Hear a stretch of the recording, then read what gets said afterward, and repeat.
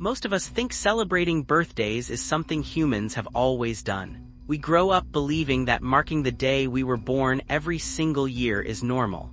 But here's the truth: for most of human history, people didn't celebrate birthdays at all.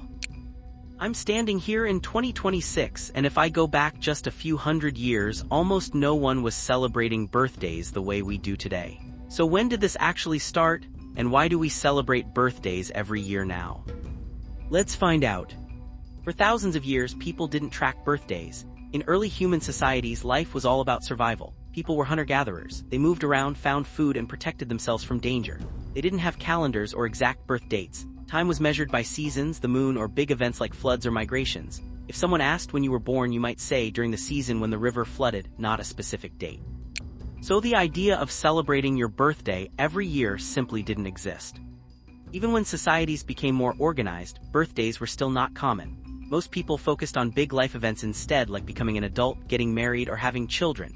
These moments were considered much more important than just turning 1 year older. Plus, life was hard. Many children didn't survive their early years, so celebrating birthdays every year didn't make much sense to most families. For a very long time, only powerful people marked their birthdays. Kings and rulers sometimes had special days, but even then, it wasn't something everyone did. Regular people lived their entire lives without ever celebrating their birthday the way we understand it now. Things started to change around the 1700s and 1800s. This is when birthday celebrations slowly began to become more common. There were a few big reasons for this. First, record-keeping improved. Governments and churches started keeping better birth records, so people finally knew their exact date of birth. This made it possible to celebrate on the correct day every year. Second, living conditions got better. As medicine improved and more children survived their early years, families started feeling more comfortable celebrating milestones like birthdays. What once felt uncertain now started feeling joyful. Third, the middle class grew. More families had money and time to celebrate personal occasions. Birthday cakes, small gifts, and family gatherings slowly became part of life for more and more people. What started as something only rich families did gradually spread to everyone. By the early 1900s, birthday celebrations had become much more common, especially for children. Companies started making birthday cards, decorations, and party products. This made birthdays more visible and popular.